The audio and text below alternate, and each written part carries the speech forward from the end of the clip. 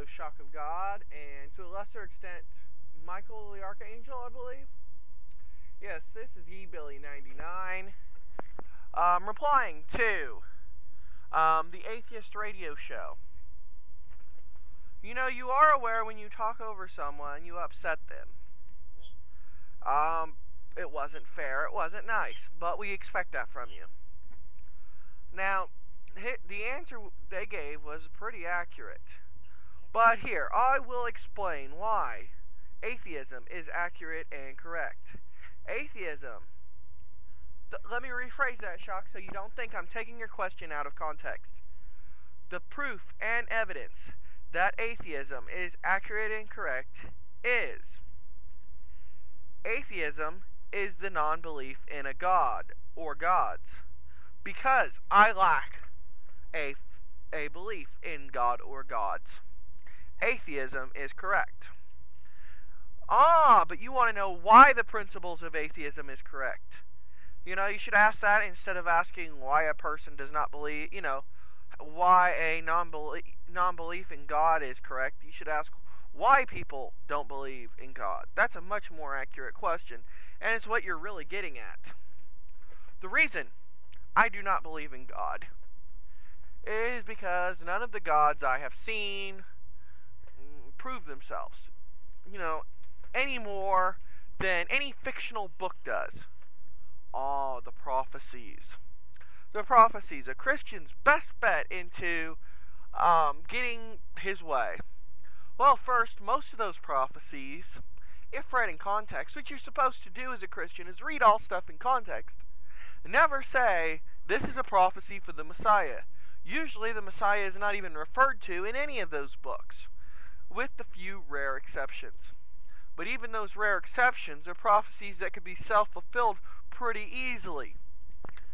I mean, honestly, Shock, this isn't a very hard thing to debate. Let's go on, though, because I like to debate you. Other things that you use as proof that the Bible is accurate and correct. People who have referred to Jesus. Most of those people lived after Jesus had already died for 100 years. Not very good eyewitness testimony if the person writing about it wasn't born till 100 years later. But there is Josephus. That's right, yeah. The problem with him is that we already know Christians have doctored the works. But so what? You know what? I'll give you that Jesus might have existed. Did the town of Nazareth exist back when Jesus existed? Probably not. The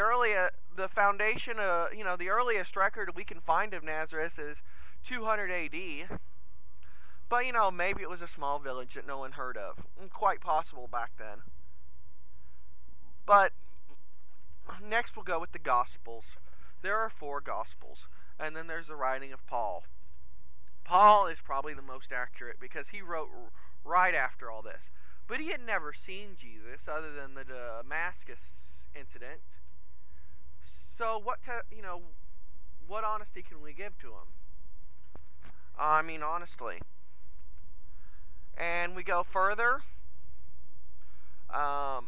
We've got the book of Mark, written about 30 years after Christ had died. And pretty accurate. There's a few legends that pop in.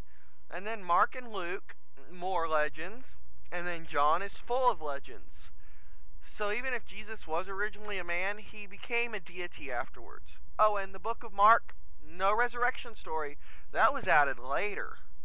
So the original gospel, Matthew, I said Mark, I'm sorry, Matthew, did not have the resurrection story. So my proof and evidence that atheism is accurate and correct is that Jesus is a legend. Of a real man, but a legend nonetheless. And without Jesus, there is no reason for the blessings of heaven. There is no hope in the resurrection.